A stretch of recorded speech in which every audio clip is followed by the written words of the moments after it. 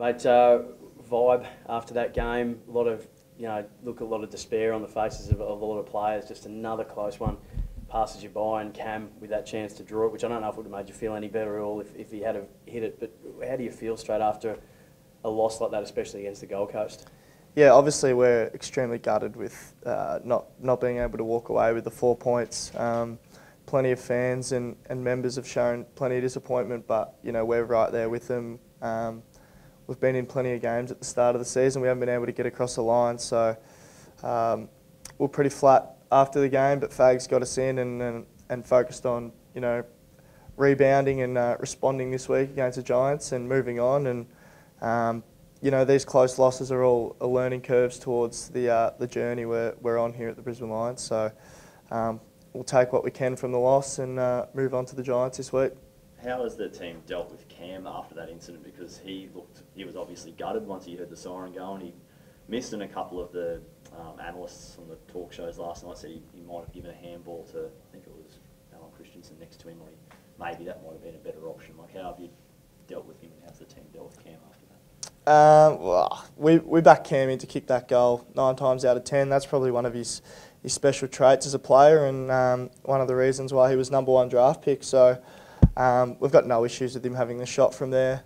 We knew there wasn't long left. So Cam actually came over to my joint after the game. We played a bit of cards, and we read some of the funny comments that were made about him post-game on social media, and he had a laugh about it. He was obviously extremely disappointed, as the rest of us were, but the game of footy goes for 120 minutes, and everyone has different opportunities throughout the game to impact. And just unfortunately for him, there was only a couple seconds left when he had one of his opportunities. So the boys have rallied around him, and I think Cam's moved on. He's a pretty strong character, and there's no issues there at all. You mentioned Twitter and the fans just then. What sort of message do you have for them? Because when you really looked at the end of that game, every Lions player was absolutely gutted. Like, it meant something. It wasn't as if they went out there and didn't care. So to have fans react the way they did, what do you sort of want to say to them? It does matter to you. We understand that the fans are obviously disappointed.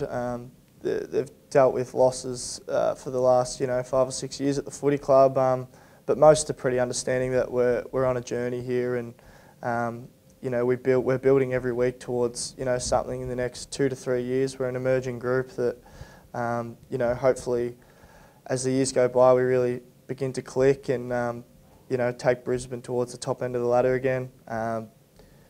We're extremely disappointed with how the result panned out on the weekend, and I think the way they're feeling is exactly how we're feeling at the moment. And we're going out there every week trying to make them happy and trying to make this club a better place, and get the 4 points every week. Now, you had a front row seat to old mate who came from the front row over the fence. I did. In his attempt to spoil the ball. What was going through your mind when you saw a bloke do a full flip over the fence? Oh, I nearly lost it actually. I was going to pick up the ball to kick in, and I just saw a human being hanging over the fence, and it shocked me a little bit. It was pretty funny. I think a few of the boys are getting stuck into the membership team, trying to get him a life membership here. But no, it was pretty funny, and it was good to see him back in the veranda afterwards, and looks like a pretty good place to watch a footy from. Absolutely. What about your own form, mate? I think you had 27 on the weekend, and it seems you came into a little bit of criticism earlier in the year, rightly or wrongly, for decision making on kicks. But Rick, you look like you really got the balance right on the weekend of having the freedom and the courage to take those chances, but also nailing it as well. Were you happy with your own performance? Yeah, my performance has improved quite a bit over the last couple of weeks. I was a little bit shaky in the early stages of the season, but I think that comes from the confidence given to me by Chris Fagan and the leadership group, the rest of the players. I think it was after the Melbourne game I missed a few kicks, and they went down the other end and they kicked a few goals, and we had a review on the Monday, and they all sort of got around me and said, we want you to keep going for those kicks, keep backing yourself in, play with confidence. And I took a lot out of that, and I think that's credit to Fags and stuff for sticking with me and giving me the ability to stick to my strengths and play my game. And now I've been able to find that better balance and help the team score. I think you were leading the club going into that round for possessions and in actually a couple of other statistical categories. Does it not surprise you, but you're sort of a bit blown away by the impact you're having already in I think just it's your second year, isn't it? Yeah. In your second year to be almost a key player at the club. Yeah, well, the boys will tell you kicking into yourself a few times quite a game will help you out with all those statistical categories. But yeah, they're just numbers at the end of the day. They do look pretty sometimes, but we don't look too much into numbers. We look at like output on games, whether that be we have a category called fight to win acts, so that's spoils, intercept gathers, blocks, that sort of thing. And I feel like my improvement has actually come from increasing my numbers in those categories. I think on the weekend I was able to have 4 intercept marks, which is a career best, have 8 intercept possessions or something like that, which I think that's what's taken my game to the next level. It's been able to impact defensively and win the ball off the opposition, whereas kicks, handballs, marks, that as important as they are, I think it's just, for me and a lot of the other boys, it's just about improving that defensive side of the game and taking the next step there. It's quite noticeable on Sunday night that when you guys were behind, it was the young guys like yourself generating the run from the back half and Jared, Hugh, that I guess helped lift the team and bring you back into the game. What gives you guys the confidence and belief that you can do that when you're only like 20 games and 12 games in your...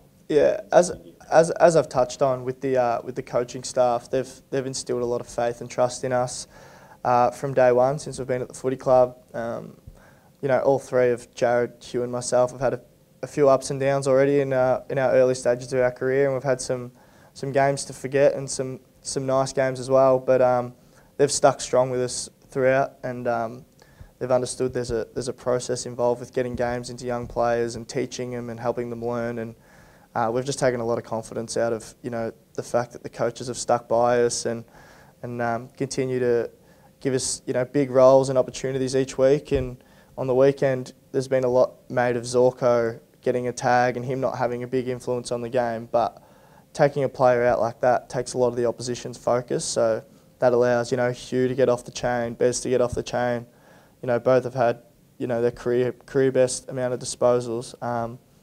So although it looks like Zorko's impact is down on the game, it's actually helping others break through and get a bit of the footy. So although it's a negative, there are positives to come from those sort of situations. So with the Giants, mate, is there someone you identify on that board for them and put your hand up and say, I want to have a crack at them, a Toby Green or someone like that? Do you sort of put your hand up and say, I want a job here, or how do you approach this game? Usually the coaching staff sort of come to us and make those decisions. They'll sit down today and tomorrow and go through what we want to do and who we want to go after, and they've got a number of good players, so it's almost a raffle on who you want to go after. But they'll look at that and they'll make that decision, and we'll stay pretty strongly to that. If you've got someone like a Green who's considered one of the best sort of high half forwards in the game, do you sort of lick your lips at that? Is that something that gets you a bit excited about playing? Yeah, obviously it's a great opportunity to play and learn from such a good half forward. Whether you walk away with the win or not, I remember I debuted against them last year. You learn little things about the game and you put in different situations and scenarios that you can take a lot out of, and for next time you know what to do. So it's a good opportunity to play on players like that. We've got a few good little crafty forwards down there too, so it'll be I'm sure we'll have our hands full. How historical does Baker maybe look at like your history against the Giants who haven't beaten them since 2013? Does he use that as a motivator, or is he the type of guy that doesn't touch on the past? No, Fags likes to touch on the past. I remember when we played Essendon last year, he sort of touched on Lee Matthews' quote, "If it bleeds, you can kill it." Is that the one? And we had obviously struggled up until that point a little bit, and Essendon were going all right, and we sort of went in with that sort of mentality. So Fags touches on it when it's necessary, and I'm not sure whether he will this weekend or not, but he's pretty big on club history and that sort of thing. Obviously, highlights don't come up too much in the game review, but I guess Charlie Cameron's goal, not just because of its spectacular nature, but the sort of 6, 7, 8 efforts he made. How often do you reckon that's going to get shown over the next couple of weeks when you talk about what you need to do to win a contest? Yeah, well, Charlie's actually come up in a few team reviews throughout the year, just about his fight to win, his ability to not back down. I think he laid a huge tackle on Max Gawn against Melbourne, and that was a huge team lifter. He's got that presence, and he's almost like a bit of a barometer for us down forward, and that's what he does, and that's what he shows us young guys, that you can't just put in 1 or 2 good efforts. You've got to back it up with 3, 4, 5, 6 efforts. And yeah, he's just hunger for the contest and desire to win that footy, and loves kicking a snag as well. So yeah, he sets a standard down there, and we'll continue to take a lot of confidence out of that. Obviously, you're at the other end of the ground, and you don't really lose track of your opponent, but sometimes you just sort of sit back and watch him and go, how did he do that? Like how, the fans on the weekend were just blown away by it. Yeah, I just remember sitting there watching it on the weekend, and I was a little bit blown away by what he's able to do.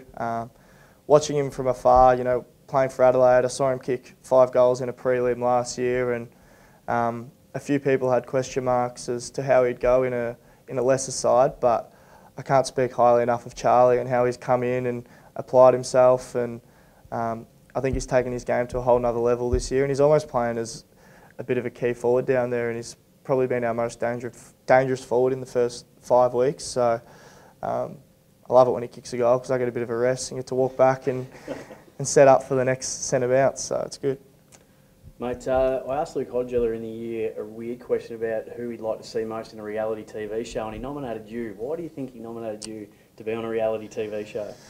Oh, I like to have a bit of fun, and pretty outgoing, and I've got some lame jokes and that sort of thing that Hodgie sometimes finds funny and other times he doesn't. But yeah, I'm not really sure. It's pretty outgoing personality and that sort of thing, so pretty easygoing, so yeah. I reckon you asked me that as well, and I did say, The Bachelor. I haven't mind Bachelor in Paradise. That's been good lately. You got to get a bit of a holiday and meet a few mates, meet a few girls, which is never too bad. So it's good. And Alex, last one for us. You spent a bit of time up in Member HQ, pulled a few shifts, and they've announced today that they're going to go for 28,000 members in 2018. Why do you think it's so great being a member? I think the opportunity now to sign up and be a member is greater than ever, because there's such a big group of young players that have signed on until 2020, 2021, and we're all embarking on this journey for the Brisbane Lions Footy Club going forward. So we'd just love them to be part of it, and hopefully we can all rise together and be a part of something special going forward. And yeah, as you mentioned, I like getting up there and speaking to the fans and hearing about how they think we're going, and it's usually pretty positive, and they're just great people, so it's great to have them on board and be a part of the Brisbane Lions Footy Club.